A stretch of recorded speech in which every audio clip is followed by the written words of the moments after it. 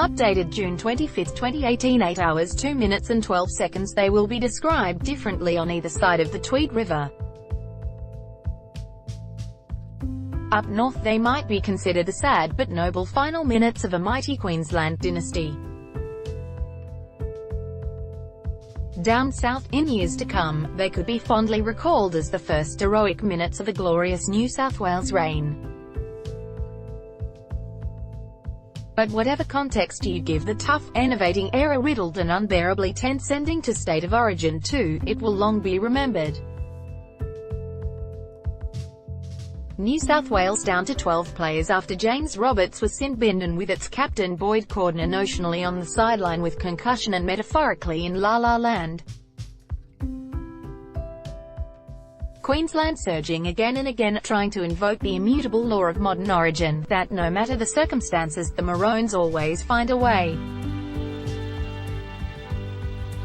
And so they went at each other. Maroon then blue, back then forward, to then fro. Nothing pretty, but no one wilting. Just pure distilled State of Origin. When Valentine Holmes chipped and Greg Inglis charged, it seemed for split seconds the game would have its most cliched ending. A late Queensland try that not only defied the Blues but, given the Maroons have lost so many greats, almost defied belief. Yet that unlikely Queensland victory had seemed destined from the opening whistle when Billy Slater sent a chilling reminder through the Blues throng. Oh, that's right, he's the best fullback in the game, perhaps the best of all time. Slater inserted himself in the centres. He marshalled the game from dummy half in the absence of retired skipper Cameron Smith. He flitted and darted and attracted defenders to him like moths to a flame. Blues had known nothing like Slater's omnipresence during their Game 1 victory in Melbourne.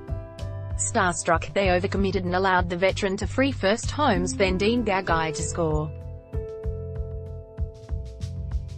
Blues coach Brad Fittler had asked his players to walk barefoot at training to feel the strength of the Earth's nutrients.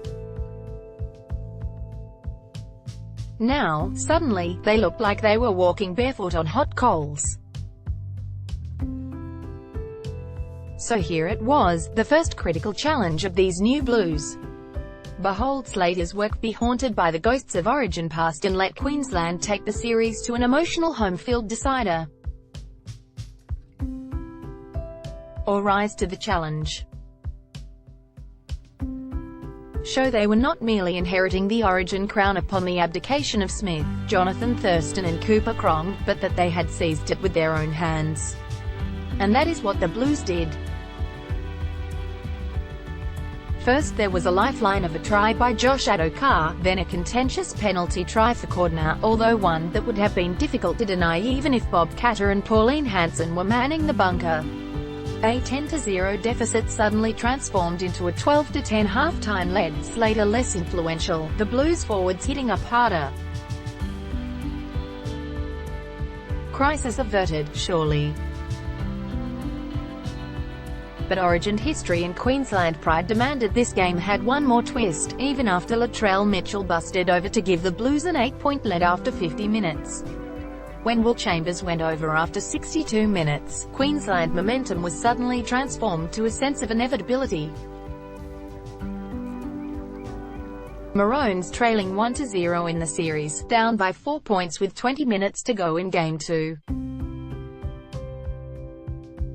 Stop me if you've heard this one before. And so to those final pulsating minutes.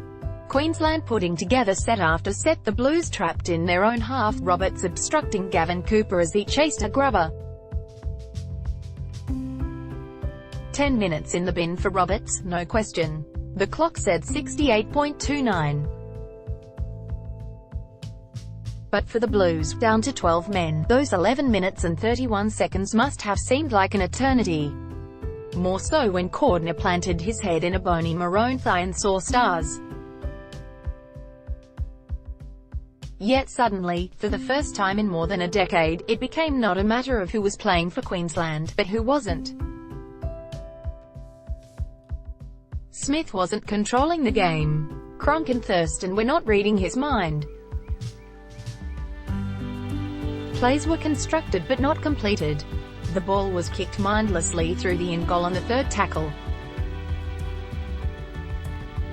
and the Blues would not let go. Nathan Cleary's sideline try-saver just one of many moments of bloody-minded defiance.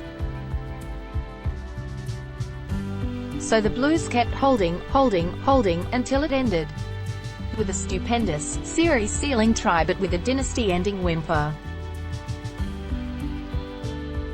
A grubber from the Blues, a last chance for Queensland to gather on their goal line and launch a counter-attack, but no, instead, a maroon knock-on. Possession conceded and, with it, the series.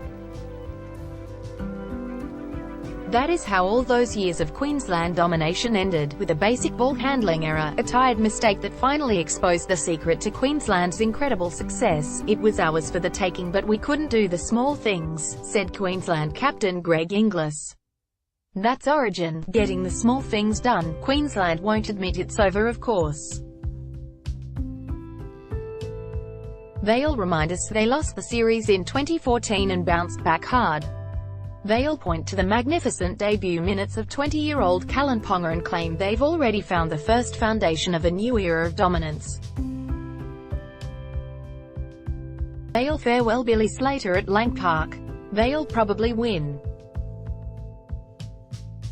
And they'll say that is the springboard to more success.